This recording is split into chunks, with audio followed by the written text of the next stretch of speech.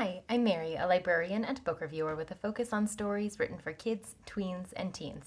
Today I get to share with you this book called Little Seed by Hector Dexay. This is the story of Little Seed, who is carried off on the wind to find itself in the ground, where there are lots of animals who might be interested, and also the weather starts getting colder. So bravely, Little Seed waits out the season until the ground starts getting a little bit warmer. And that's when Little Seed decides to send out roots to the ground and nose to the air, where it emerges and becomes beautiful flower. And as the season goes by, beautiful flower starts to make its own seeds, and the journey begins once again. This oversized board book is great for older toddlers into preschool ages, especially if they're interested in learning about the cycle of a flower. So it's told from the perspective of Little Seed in the first person, which is interesting because a lot of times kids don't necessarily think of plants as having ideas or thoughts of their own. And so when you have this book, you can kind of think about things through that first person perspective, and it changes how kids look at the world.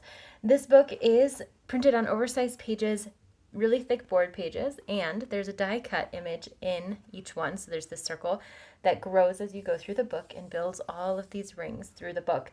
There's also lift the flaps that appear on most pages, and those are really great for expanding the story, for finding secrets that are hidden on the pages, and for finding more of the narrative. So there's a lot to see and explore in this book. You see lots of different animals interacting with this flower and this seed, and it makes you really consider how interconnected creatures in nature can be. The book itself is really well suited to that younger age group because there's not a huge amount of text on each page. So it is approachable, great to be heard aloud, and then there's so many details in the illustrations for kids to explore. So as grown-ups are taking some slow parenting time, they can read the story with their little ones, talk about the things that they see in the images, and then maybe also do some deeper dives into what they see and how the animals are interacting with the flower. So there's a lot more than just the surface level narrative in this book. And as kids are exploring it on their own, doing the lift the flaps, finding what the animals are, exploring just the narrative on its own, there's a lot that can be done in tandem in the world in further STEM discovery if grown-ups have the time and patience to do that. So it is a lovely interactive story, definitely heavy and great for a bedtime read because it is that hefty kind of book.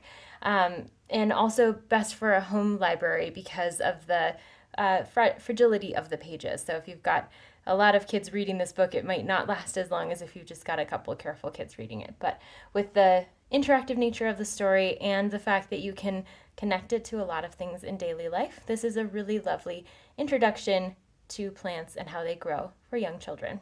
If this sounds like a great fit for you or for someone you know, I hope you look for it wherever you get your books.